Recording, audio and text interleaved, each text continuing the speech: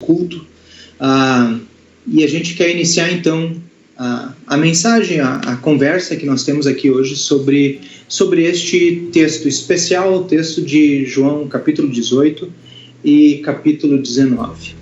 Que Deus possa guardar os nossos corações, as nossas mentes na Tua santa palavra, neste momento. Amém. Falar de sofrimentos. O nosso tema hoje aqui é Jesus sofreu. Durante a semana eu pedi para vocês assistirem A Paixão de Cristo, que é um filme bem famoso e conhecido já há alguns anos atrás. Foi feito pelo Mel Gibson, ou dirigido pelo Mel Gibson, e foi um filme, pelo menos para mim, muito impactante. Foi um filme que mostrou... Eu sempre participei da igreja, eu sempre tive na igreja desde pequeno, fazia encenação de Páscoa, alvorada pascual, que quer dizer, eu conhecia todos os sofrimentos, conhecia toda a dor, conhecia toda a luta de Jesus, tudo que ele sofreu, mas logo que lançaram esse filme e eu assisti, eu me senti extremamente impactado.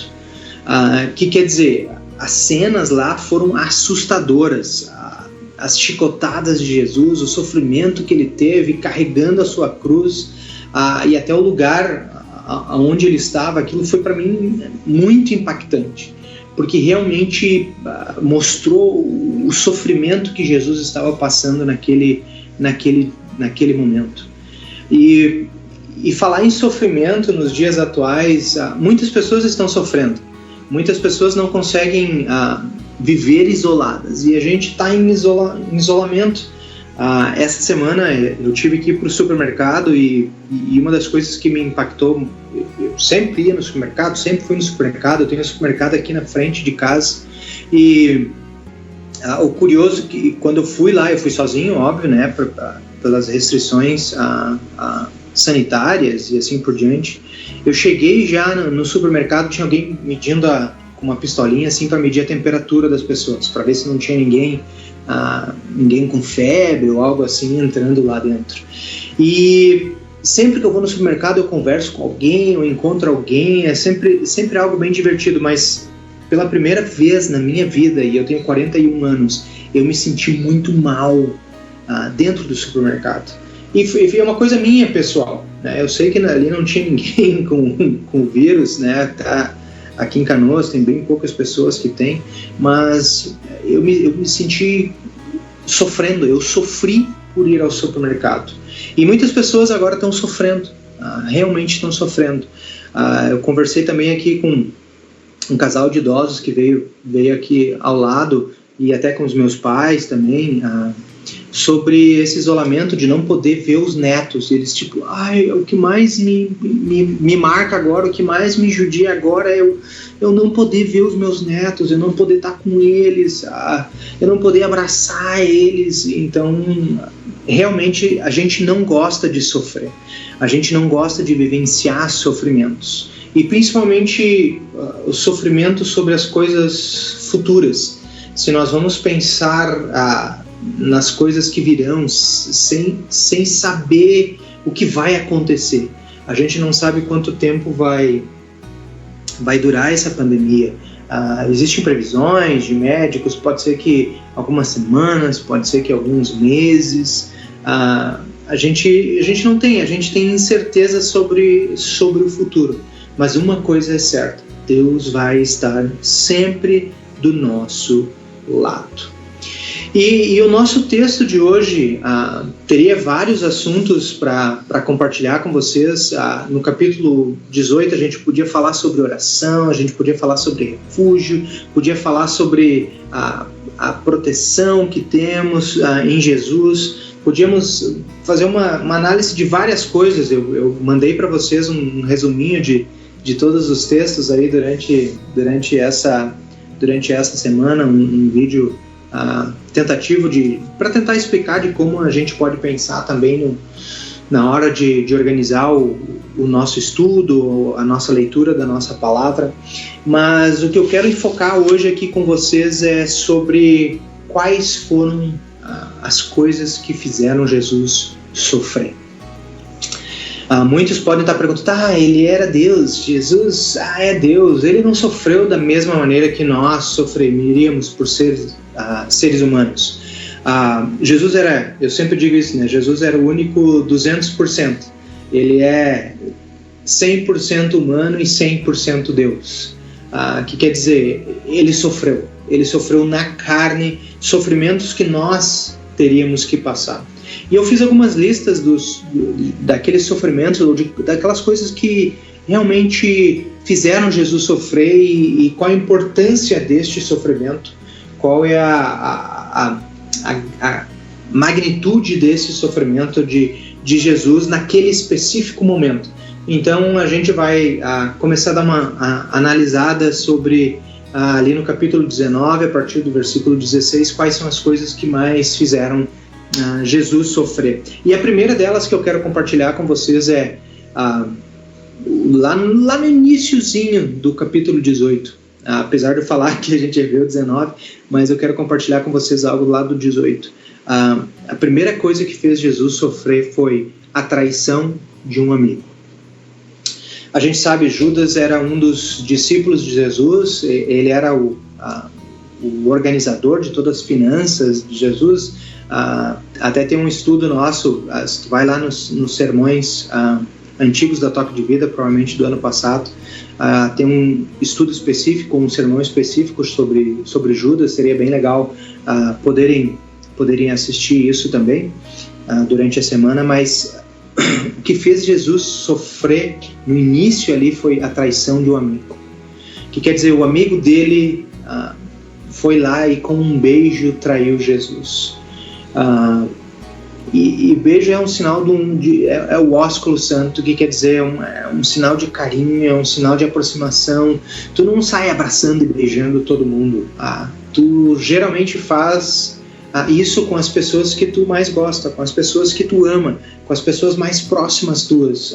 Eu não tenho vergonha de abraçar meu pai e dar um beijo nele. Eu não tenho vergonha de abraçar e beijar os meus amigos, as pessoas que são próximas minhas. Mas o ponto aqui é que Jesus sofreu com essa traição. Jesus sabia que Judas ia fazer isso. E essa foi o primeiro detalhe, ou a primeira coisa que fez Jesus sofrer lá naquele dia. A segunda delas foi, logo depois de ser entregue, Pilatos manda chicotar Jesus, manda açoitar Jesus. Então ele sofre violência no próprio corpo. Que quer dizer, não é qualquer tipo de violência, não é vamos lá dar umas batidinhas neles. Se você chegar a assistir aquele filme da Paixão de Cristo, existia chicotes com garras que chicotavam a pessoa, e na hora que puxava o chicote de volta, ele chegava a arrancar pedaços da pele das pessoas. Então o que quer dizer? Existe até estudos que Pilatos fez isso numa tentativa de que vamos dar uma judiada nele agora aí, vamos bater nele aí, para que quando as pessoas veem ele judiado e sofrendo, elas tá bom, deu, chega, isso foi tranquilo. Existe pessoas, os estudiosos, que dizem que provavelmente ele mandou fazer isso porque não era muito comum fazer isso antes de ser crucificado. E como era Páscoa, eles também tiveram que escolher, né? Sempre, não é que tiveram que escolher, era uma oportunidade na Páscoa de alguém que estava preso ter a oportunidade de ser solto. Então Pilatos trouxe Jesus todo chicotado, todo açoitado, todo judiado, que quer dizer quase em carne viva, na frente de todos, né? Na frente lá dos sacerdotes, na frente de todo o povo que estava dentro do templo, né? Isso é uma coisa para a gente lembrar também, não era em qualquer lugar, era ali no templo de Jerusalém. Então eles estavam todos lá, e a multidão alvoroçada ali, e mandaram escolher entre Jesus e Barrabás. E eu acho ainda também que eles tinham a esperança que o povo escolhesse, solta Jesus, judiaram dele, já deu. A gente sabe que o propósito de Jesus era esse, mas lá eles não tinham essa mesma perspectiva que a gente tem hoje aqui sobre isso. Então o povo faz o quê? Escolhe Barrabás. Aí outro sofrimento de Jesus. O que quer dizer? Jesus ajudou o povo. Jesus alimentou aquele povo. Jesus curou aquele povo. Jesus ensinou coisas sobre o reino dos céus àquele povo.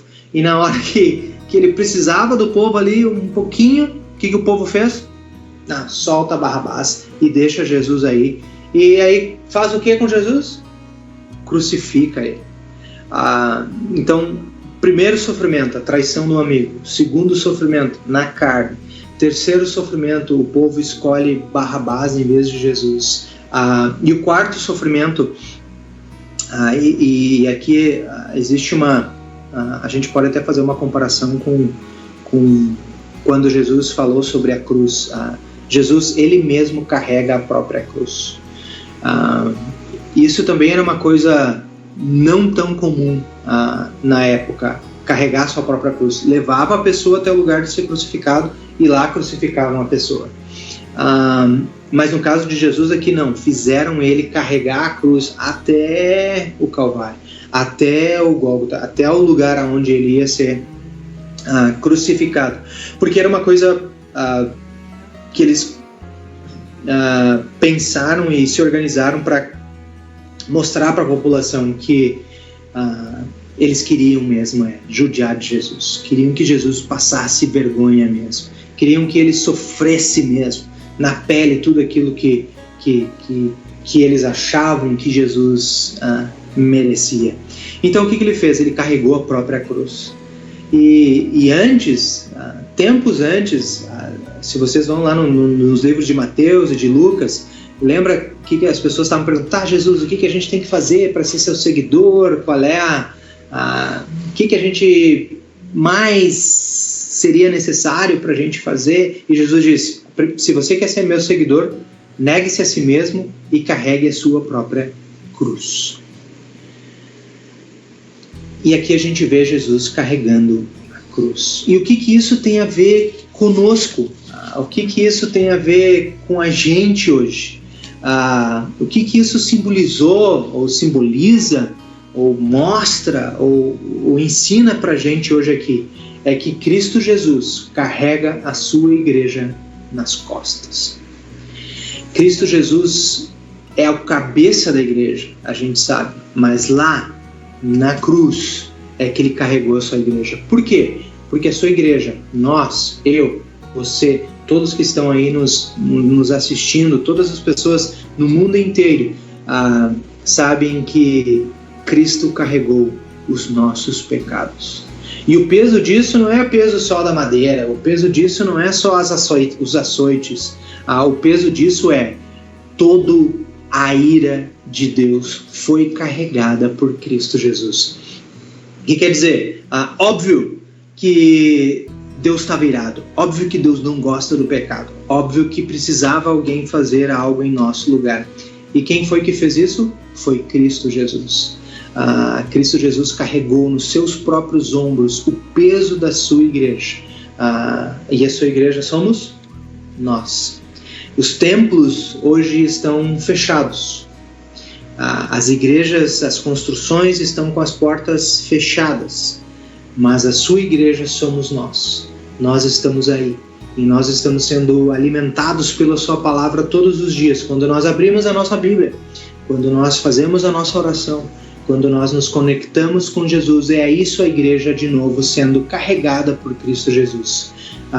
Cristo Jesus está fazendo isso todos os dias. Então esse é o maior sofrimento que Cristo Jesus carregou em nosso lugar. Que quer dizer, carregou a igreja, né, no nosso lugar. Carregou o nosso pecado. Uma outra coisa que me chamou bastante atenção, ou me chama sempre bastante atenção, é o título que eles colocavam. Geralmente, quando uma pessoa era crucificada, em cima da cruz colocava o motivo pelo qual a pessoa foi crucificada. Sei lá, se uma pessoa era assassina, botavam lá, fulano de tal, assassino. se tinha, sei lá, feito atrocidades, roubado algo, fulano de tal roubou tal coisa. E eles pregavam isso lá no título, ou em cima da cruz, e esse era um lugar de passagem. O Gólgota, o lugar lá onde faziam as crucificações, era o caminho para a entrada da cidade. Então, era o pórtico de entrada da cidade, assim, se a gente parar para pensar um pouquinho antes de entrar, o povo já seguia. Então todos viam lá, fulano de tal, da família de tal, roubou, por isso está ali crucificado. Então não só a pessoa passava vergonha, né, por ter sido crucificado, mas também a família da pessoa, porque colocavam nome e sobrenome lá. E colocaram o que? No título lá, ou na placa colocada para Jesus: Jesus Nazareno, Rei dos Judeus. Qual era a acusação que Jesus recebeu naquele momento? Ser rei. Isso é irônico porque eles mataram Jesus, crucificaram Jesus por ele ser rei, por ele querer ocupar um lugar que ele mesmo não queria. Ele era o rei dos judeus. E ainda, no caso de Jesus, escreveram nos 3 idiomas mais comuns da época, né? Escreveram no grego, no hebraico primeiro, né? No hebraico aramaico, que era a língua cotidiana do dia a dia das pessoas.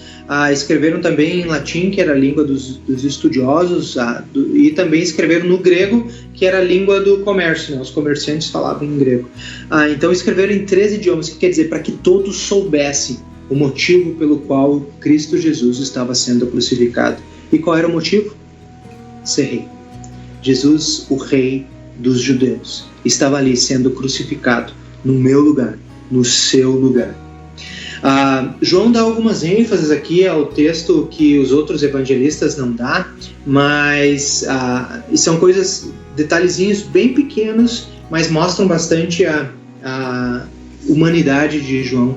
A gente está estudando o livro de João, né? Óbvio, e a gente nota bem isso, assim, os detalhes que João estava dando para a humanidade de Cristo Jesus, mostrar para as pessoas que este Jesus também é humano. Ele é divino, mas ele também é humano. A primeira coisa que ele mostra aqui no nosso texto também é que Jesus teve sede. Isso é algo bem humano, né? Ter sede. Todos nós temos sede todos os dias. Nós precisamos de água para viver. No mínimo, né, existem recomendações médicas, no mínimo 2 litros, 2,5 litros de água por dia. É o mínimo que nós precisamos para viver. E Jesus estava com sede. E o que fizeram? Em vez de alcançar água para Jesus, fizeram o quê? Alcançaram vinagre com ele. Vinagre para Jesus, que quer dizer uma bebida amarga para ele. Molharam numa esponja, colocaram um graveto e colocaram lá, na boca de Jesus.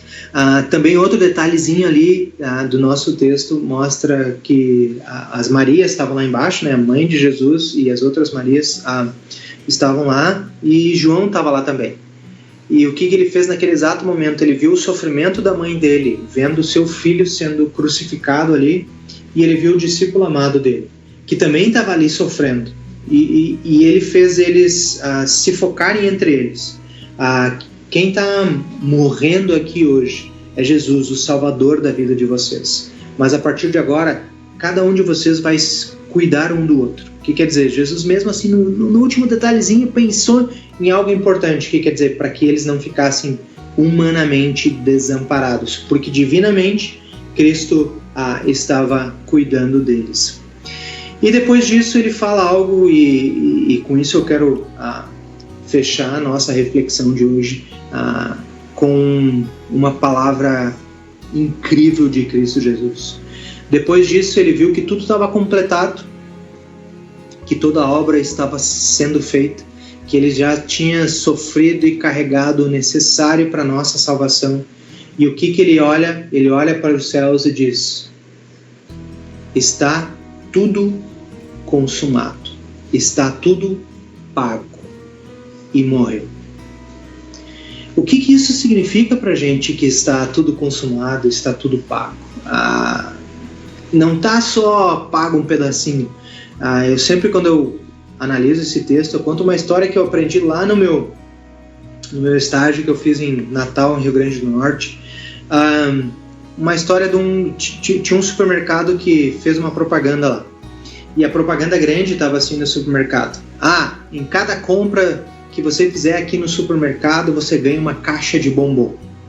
E óbvio, a criança viu aquilo, saiu correndo para casa e pediu para mãe, mãe, me dá uns trocos aí, eu preciso ir lá no supermercado comprar uma coisa. E a mãe dele deu uns troquinhos para ele, né? Acredito, R$1, R$2. E ele foi lá, mãe, eu vou comprar alguma coisa, sei lá, comprou um sal, né? Que era 60 centavos, comprou um saquinho de sal, foi pro caixa, pagou aquele sal todo feliz assim para a menina que estava no caixa.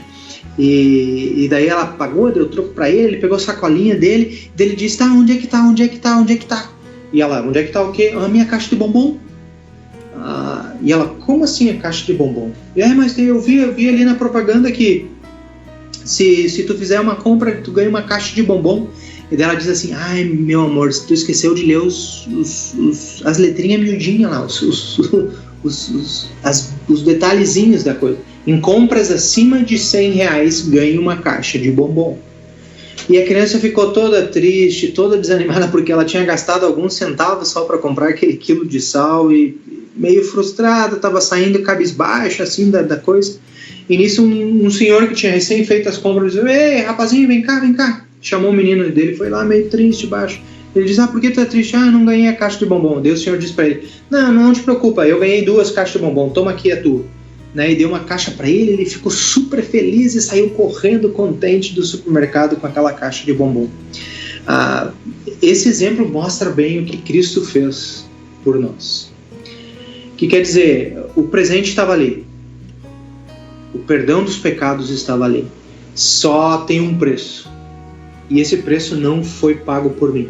Que quer dizer, eu recebi a caixa de bombom, eu recebi o perdão, mas ele custou algo. Alguém pagou isso no meu lugar, e foi Cristo.